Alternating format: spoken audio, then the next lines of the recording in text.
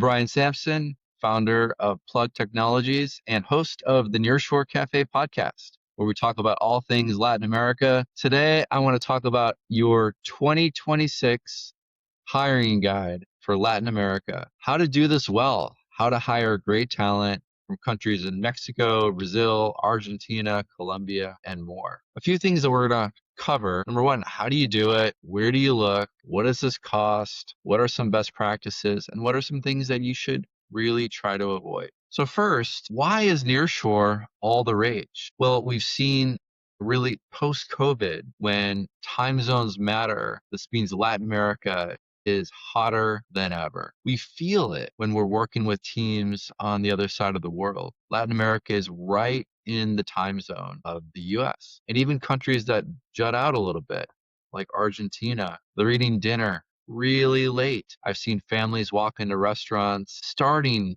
their meal at 11 o'clock at night, not finishing, starting with young kids too. It's just cultural. You may not understand it or agree with it, but it means that the workday is total overlap. So that's number one, and it's huge. Number two, it's not about price anymore. It's about quality. Latin America as a region has over 2 million software engineers and a lot more tech adjacent people. They're learning AI. They're really strong quality. When you only focus on costs, maybe you could look at Asia, but more and more attention is time zone and high quality engineers. And then of course the leverage. You're working with a population that knows how to work with the US and you're getting just massive multiples on your investment. The ROI is significant. So maybe you pay a little bit more than you would in Asia because you've got high quality. They know how to work with the US. They're in all your meetings. You're not missing deadlines. You're not missing quality bars. Wow. I mean, the return is fantastic. And that's why Latin America is on everybody's minds right now. But let's talk a little bit more about just like nearshore versus offshore. Some of this is my opinion, but a lot of this is formed by customer opinions and conversations, engineering managers, VPs, founders, CEOs, CTOs, what are they saying? So offshore, super mature. It's been around for a long, long time. You've seen India really from the dot-com era, going back to the late 90s. That's when a lot of this IT work started to happen. Cognizant, Infosys, Tata, you know the names. What is really just coming to light though again is that time zone. So I've talked to so many engineering leaders where they're doing calls, at 8 o'clock at night, 10 o'clock at night. I've also seen the opposite of maybe that team in India is working US hours, but that's not sustainable. I mean, maybe you could do the 3 a.m. meeting for a year or two, but it burns you out. The rest of your family and friends are working, the day shift. They're awake during the sunshine. Kids' schools are not at 3 o'clock in the morning, just really wrecks your rhythm. Now, what we also don't talk about a lot is a lot of times we're sharpest in the morning. So if we're trying to adapt our schedules to accommodate an offshore team, so people tend to be the most critical thinking in the morning,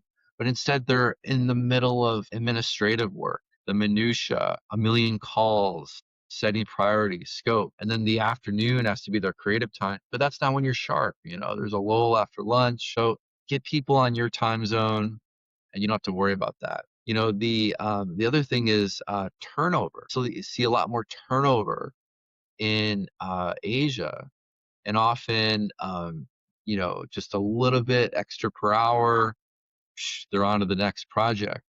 In Latin America, the dedicated, loyal, committed team members that are there for a long, long time. And then, back to the pricing, you've got to build in rework, you've got to build in the cost of missing deadlines. So all these things are kind of driving away from offshore to nearshore. We've put several pods together that used to be based in the Philippines, used to be based in India, and now they're in Mexico or Argentina or Brazil. Companies really want better leverage, better return on their capital. Okay, so Latin America, that's where the energy's at. That's where the excitement's at. Let me talk about some of the key countries that you might be hearing about and what we like about. Okay, so let's start with Mexico. Over 100 million people, our immediate neighbor. Many of you might have been to all-inclusive resorts in Cancun or places like that, but there's so much more. There's big cities like Mexico City, which is bigger than New York City, Guadalajara, which is like their Silicon Valley, Monterrey, Mexico, a ton of auto manufacturing,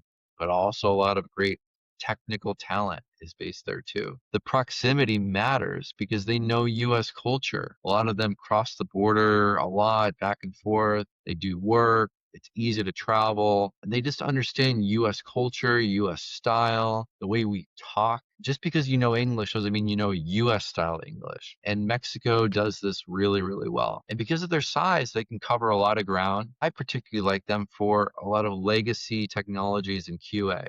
You need C Sharp, .NET, Java. Mexico's got you covered. QA, manual automation, Selenium, all that. Mexico's got in spades. Okay, what if you needed a call center? This is where I'd like Nicaragua.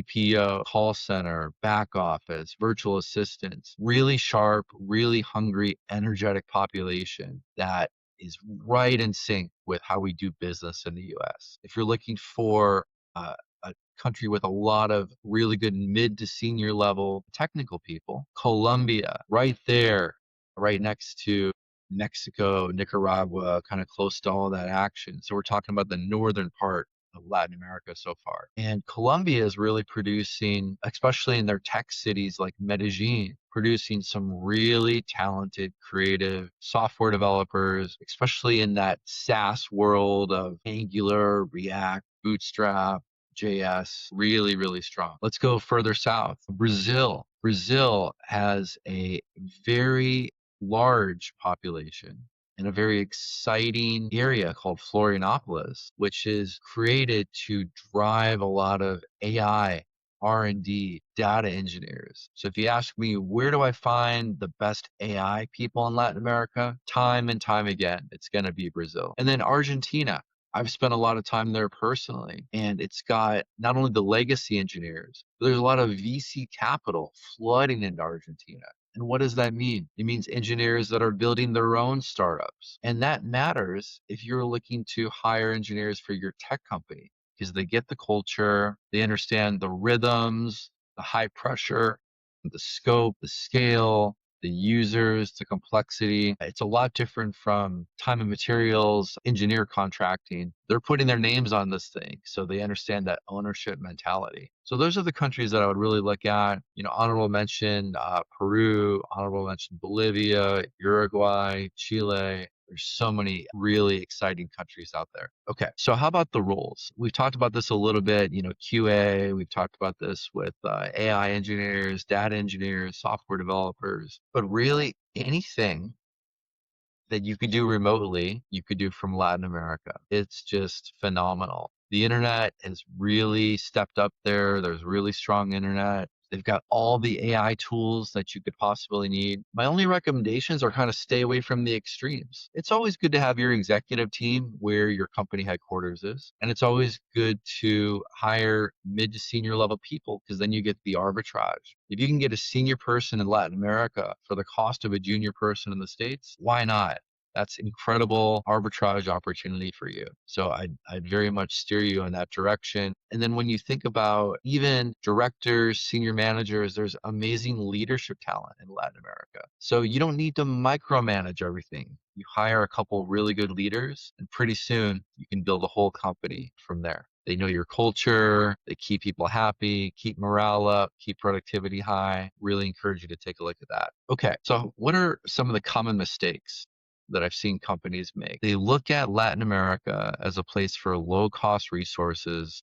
They throw work over the wall. There's an us versus them mentality. Wrong. They are so locked in to the way we do business in the US. They're so locked into US style culture. They're watching the same Netflix movies that we are in English. They just get it. So why not build direct relationships with them? Don't work with agencies where there's a lot of middlemen, architects, project managers, because you don't need them. They're just bloat overhead into your project. Treat them just like you treat anybody else. When you hire, really get to know them, get to know their families, their hopes, their dreams, their career goals. That's all going to come into play.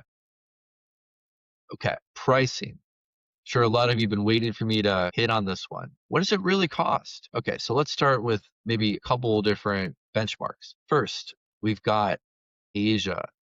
Again, you'll never beat Asia on price, but maybe you will when you factor in all the time zone issues, deadlines, rework.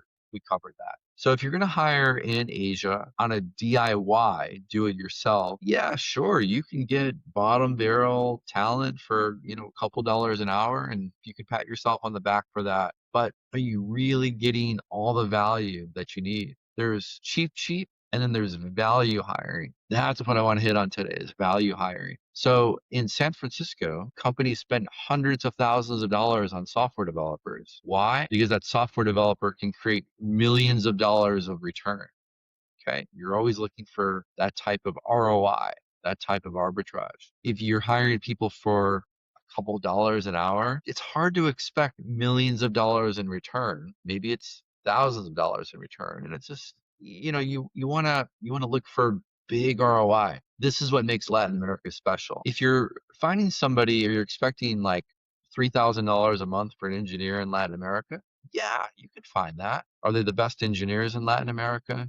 No. You're probably going to see price points, especially if you use a recruiting firm or agency, somewhere between $6,000 to $9,000 a month.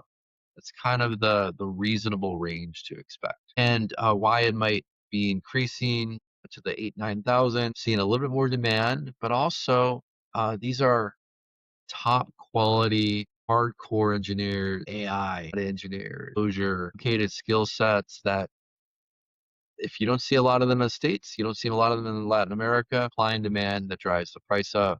Java, UA, it's going to be more in that low end. But you're here for ROI. You're here for a multiplier effect. And if you pay $6,000 a month, that's about $70K a year. And again, that's all inclusive. You don't have to worry about benefits, taxes, all that. A company like Plugg would handle everything south of the border. You don't have to worry about any of that. Hundreds of thousands of dollars in the States, $1 an hour, in Asia, somewhere, in that $6,000 to $9,000 monthly price in Latin America, but good enough to generate millions of dollars in return. That's where I think you're smart enough to know that if you're watching this podcast, that you should be looking for value and arbitrage. Okay. Last thing I'm going to get into is scaling. So how do you do this? How do you build a team in Latin America? The first thing that I would lean into is hire one or two amazing people, let them cook, understand how this all works. I wouldn't do 20 people tomorrow, hire one or two really good senior people that maybe have leadership potential. You'd probably do the same thing if you were a New York company and hiring in Atlanta. You might not do 50 people the first month. Maybe you do a couple of really strong ones to test out the case, make sure it all works. There's good cultural alignment. You pick the right country, all that. And then referrals matter big time in Latin America. Institutional credibility. By the way, if you tried to hire 50 people and you're an unknown in Latin America, it might be difficult. But they're looking all the time at companies they can trust, people they can trust. It's a high trust society. They want to be able to trust you. So with all that said and done, consider Latin America as the place to build your company. You can get everything here from leaders, senior developers, marketing managers, back office, BPO. You just want to look at different countries for different things. They all have talent pockets. Plugg Technologies is here to help and advise you, and we'll walk you through all the different constraints, even things you might not be thinking about, like customs, tariffs, getting sophisticated MacBooks and other hardware to these countries. It's not always as easy as you might assume, but we've been doing this for a long time and we can guide you through everything. Thanks again for listening to the Nearshore Cafe podcast. I'm your host, Brian Samson, and also the founder of Plugg Technologies, where we've made over 500 placements of long-term talent from Latin America for U.S. companies. You could find Plugg at plugg.tech. See you again soon. Thank you. Next week for a new episode featuring another special guest.